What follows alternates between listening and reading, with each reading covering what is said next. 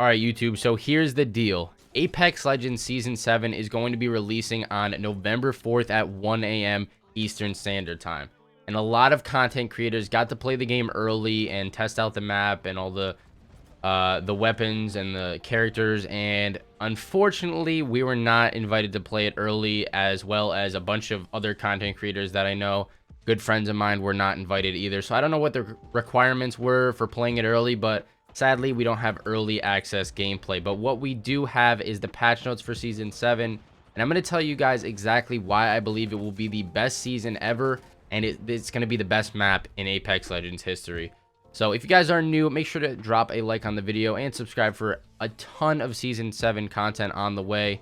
And comment down below if you still want me to live stream, because I did not know that there was going to be early access to this content. I did not know content creators were even going to be playing this early on. So if you still want me to live stream on the actual release date, November 4th at 1 a.m. Eastern Standard Time, drop a thumbs up and comment it down below that you want me to live stream, because like I said, I didn't know there was going to have early access, so I don't even know if it's worth it anymore. But anyways, enjoy this video and I will catch you in the next one. Peace out, guys. All right, guys, so let's hop right into the Season 7 patch notes and why I believe that this is going to be the best season of Apex Legends come to date. If you guys want to watch the dev stream, just make sure to type in Season 7 Apex Legends patch notes into Google. Click the first link. You will be presented with this page and you can click on this video. All right, so first off, we have the new legend, Horizon, Season 7 newest legend. And her passive ability is going to be when you drop from a high distance, okay? You're not going to have that stutter or that delay from pulling out your weapon and start shooting. You know, when you fall with any other character from a high distance, you kind of just stop on the ground and you fall like an absolute rock and can't pull out your weapon. That's not going to happen with Horizon. Her tactical ability is going to be like a mini bounce pad. I've seen gameplay of it, the gravity lift. And it just looks like a mini bounce pad, honestly. You throw it down on the ground, you jump into it, and it lifts you a little bit and then drops you down. And it's really good for getting high ground, I'm not going to lie. It's basically used like a mini bounce pad, though. And her ultimate, the black hole, this looks deadly. This looks like if you could throw a black hole near a whole team, get them to suck in towards that black hole, chuck a couple nades in that area, you might be able to squad wipe a ton of people. And also, if you have a black hole ultimate and you use it with like a Gibby ult or a Bangalore ult, I think this is going to be really, really effective. Onto the new map, Olympus. This looks honestly pretty small from like the map view, but this is a huge map, okay? Once again, if you guys have seen any gameplay of Olympus, it's ginormous. There is so many spots to rotate to. There's a lot of open fields though, so I'm really eager to see how that plays out in rank, the open fields, like rotations and stuff.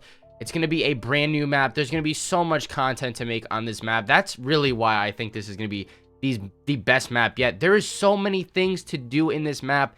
It's just like Season 3 all over again. You know, when we got World's Edge for the first time, it was a totally switch up from King's Canyon. I feel like this is going to be even better. I feel like it's going to be like 2 times as good as World's Edge. I honestly can't wait to get my hands on this gameplay.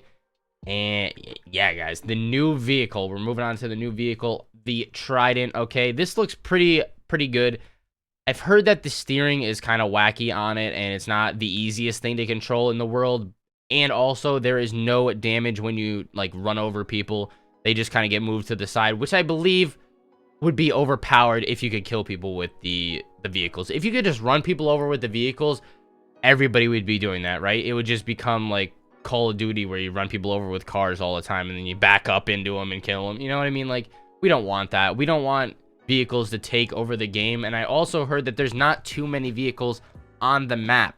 So this is good. We don't want vehicles all over the map. We want a couple vehicles on the map just in case you need rotations. And also, I've seen some portals around the map. I don't know if they're going to get to it in the patch notes. I haven't looked through all these. This is my first walkthrough of the patch notes, but there is portals that can bring you all the way to the other side of the map. I believe there's 2 portals that split the map into 2, and you can take them, and they are very, very long portals. All right, we got the Olympus Preview Ltm. I believe this is going to be very good for the newer players and even the more experienced players, because nobody's played the map. Okay, nobody's played the map, and if you're going to try to jump right into rank, I'd highly recommend jumping into this LTM Olympus Preview, where you can just walk around and kind of see what the map is like, the rotations, the areas you want to land, where good loot is, and stuff like that. I highly recommend trying out this Olympus Preview LTM before you actually hop into games, because this is going to end up helping your KD, helping you get better loot, and just knowing where these zones are going to pull on this map, because it's like, it's real zones. The circles are moving. Rings 1 through 4, I believe. Yeah, once the circle 4 finishes, players are brought back into the plane to start second skydive run. Total of 3 runs before the match ends. This mode is only available for 1 week, so make sure you take advantage. The clubs here. We're introducing clubs. Join a club with like-minded legends and make it easier to find your champion squad. Create one and let your friends know to join. Read more on clubs here. And I believe what I have heard is there is only 30 people that are allowed to join a club. So I know a lot of you guys are asking me in Twitch chat and on the YouTube comments if I'm going to have a club. I don't know who's going to be able to join it. So I don't know if it's just going to be my close friends, or if it could be you guys, or if you can make multiple clubs. Then I would be glad to make multiple clubs to have a lot of you guys join. Like, we could have a ton of Sweatband clubs, you know what I mean? Ton of sweaty clubs, you never know. So we'll see what happens with that. If it's only 30, it's going to be kind of tough. Hopefully they open that up to more like community minded, like you can have like 100 people in a club or something like that. We just want as many people in the sweaty club as possible, okay? I know a lot of you guys would love to join that. Onto Steam for all you PC players. Apex is coming to Steam, so you can download Apex on Steam and then boot it up, not from Origin, you know what I mean, just on Steam. So that is good for PC players. We got the battle pass over here, all about that high fashion. Level up your pass to unlock the skins like Wraith High Class and Octane's Fast Fashion. Octane's skin right here is absolutely sick. I love this skin for Octane. And also, Wraith's skin looks like, she looks very classy. Okay, very, very classy. That's why it's called High Class. You know what I mean? She looks like kind of like a waitress. So we can see the battle pass. There's some new challenges over here. I think it's going to be laid out differently as well. The menu, the reward menu is going to be laid out differently. Challenges are no longer points based and are now granted between 1 to 5 stars, depending on their difficulty. Collecting 10 stars will take you to the next battle pass level. Okay, gotcha. We got attachment swap improvements. When replacing an attachment with one from the ground, the old attachment is an improvement for your other weapon. The old attachment will automatically get transferred. That's huge. Okay, that's honestly huge, because how many times have you picked up a purple mag, okay, and it doesn't go on your gun? I don't know why it does this. There's a ton of times that it does this to me though, so that is going to be absolutely huge. Replicator updates for season 7. We have removed weapons from the crafting pool and replaced them with shield batteries. That's going to be big. Okay, I hated the fact that weapons were in the replicator, so that's an insane update for like everybody. Okay, when the Prowler used to be in there, the R3 used to be in there, but like when the charge rifle and the Sentinel were in there, and the longbow, nobody cares. Nobody cares. So put the guns on the ground. Leave every weapon on the ground and just put shield. That's perfect. Absolutely perfect. We got some clarity when you are dropping down from the air. You guys can read that if you want. That's not really a huge deal. Okay, we got the map rotations. Regular map rotation for 2 weeks. Olympus will be the only map you can play on. After that week, we go into normal rotation between Olympus and World's Edge. We will be vaulting Kings Canyon for the time being. I wasn't a huge fan of Kings Canyon anyway, so that's not going to really break my heart. I do wish we could have some more time on Olympus. Hopefully, there's more time on Olympus than World's Edge, because the map is so big. We're not going to outplay it in 2 weeks. We're going to keep wanting to play Olympus. So season 7 ranked rotation, we have Olympus in the first half, and then we have World's Edge in the second half. We all know World's Edge. That's going to be a good map for ranked, and hopefully Olympus is too, because there's a lot of rotations, a lot of new things to learn in ranked, and we're going to have a lot of ranked videos for you to come in season 7. I'm also thinking about doing the solo to what is it, diamond, whatever I did last time, the solo to diamond something series on Olympus. If you guys want to see that, drop a thumbs up. You know, you already know. Comment down below that you want to see that solo rank series come back. We got some legend changes too. Bangalore got a buff, reduced time for the explosion on her ultimate from 8 seconds to 6 seconds. This is a pretty good buff that we should have had multiple seasons ago. So we're going to move on from that. Caustic actually got a buff and a nerf at the same time. Legends no longer get a blurred vision effect while in the gas, which is good for opposing enemies, but the damage got an uptick from 4 to 10 ticks of damage to 6 to 12 ticks of damage. So it's like a buff and a nerf for Caustic, so that's not too bad. Mirage decoys now have 45 health.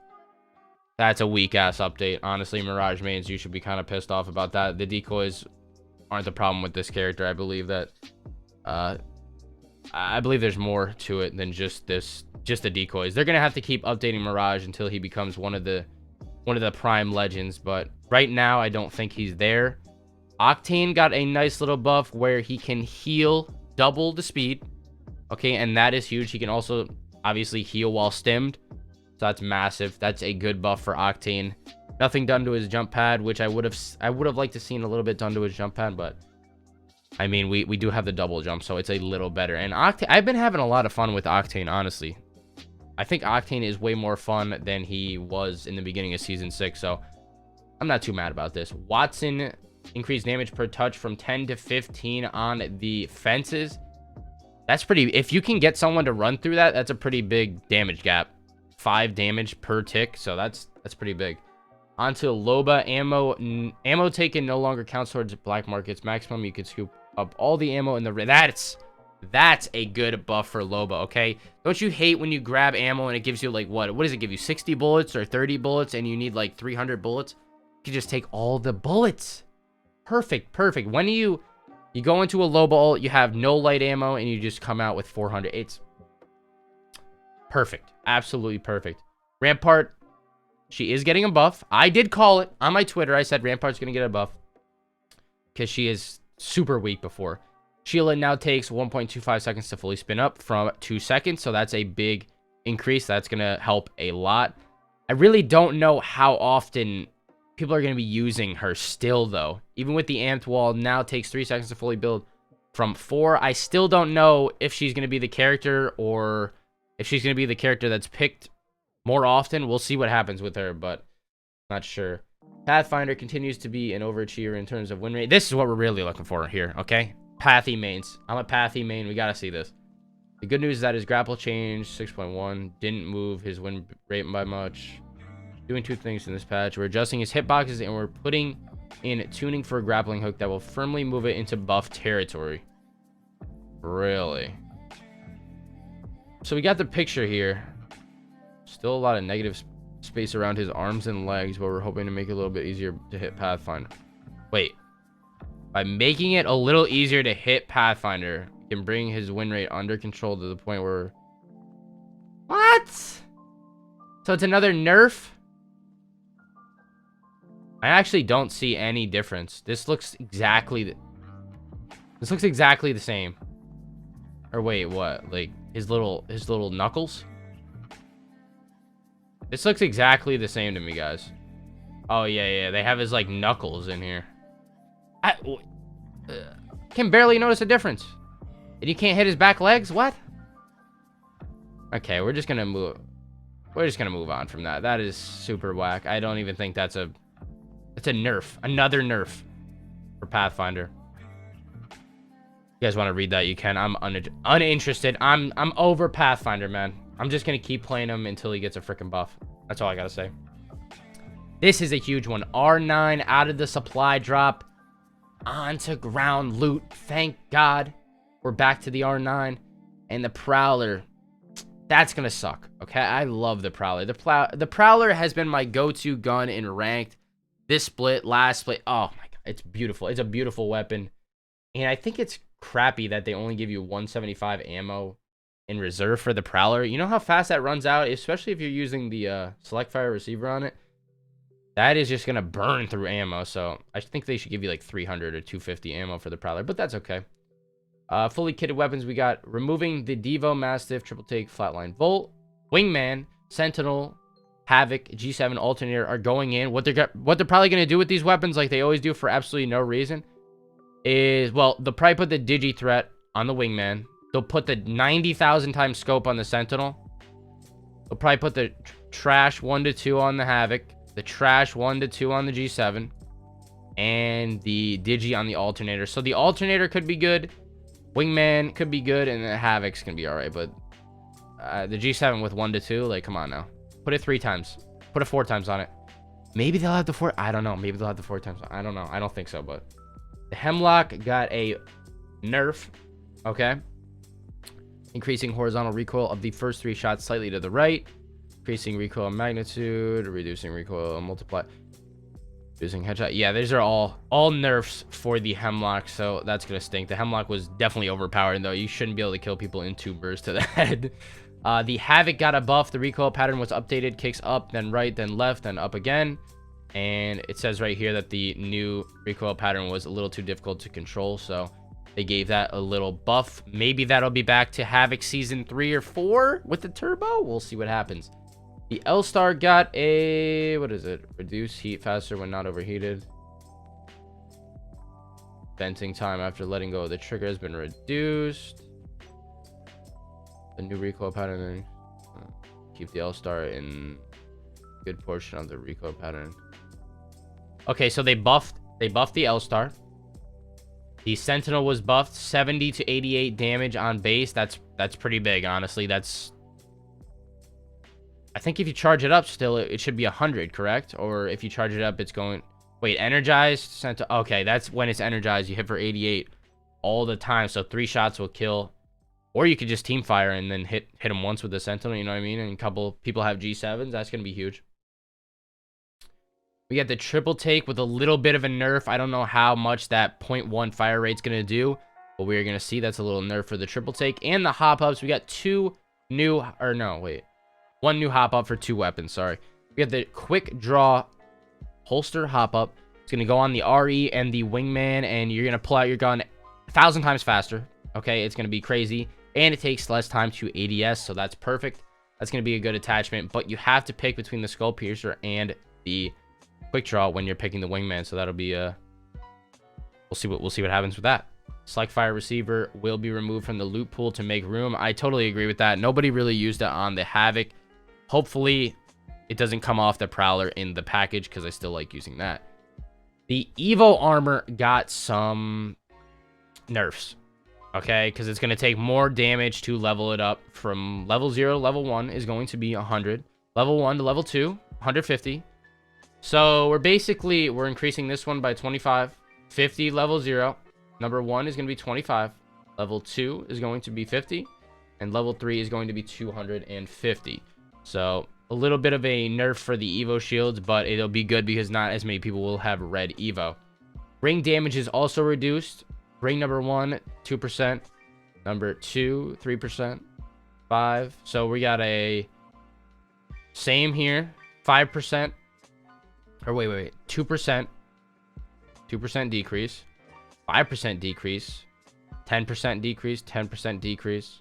10% decrease. So there's mostly a 10% decrease down from ring 4 to ring 7. So that's going to be big. You can stay in Storm longer, and that should help out Wraiths a lot with the portals towards Final Zone. Taking that and then taking that damage is going to be absolutely crucial. And other than that, we just have some bug fixes with the audio. And let me know in the comments what you think of these patch notes. They look great. I really have no complaints. Pathfinder's my only complaint. God damn it. Buff Pathfinder. We need Pathfinder back to meta. I'm biased, though. I love Pathfinder. I'll say that all day long. But if you guys enjoyed this video, drop a thumbs up. Subscribe if you're new. It's been Sweat. I will catch you in the live stream. If we do the live stream, I will catch you at 1 a.m. Wednesday Eastern Standard Time for the live stream. Peace out, guys.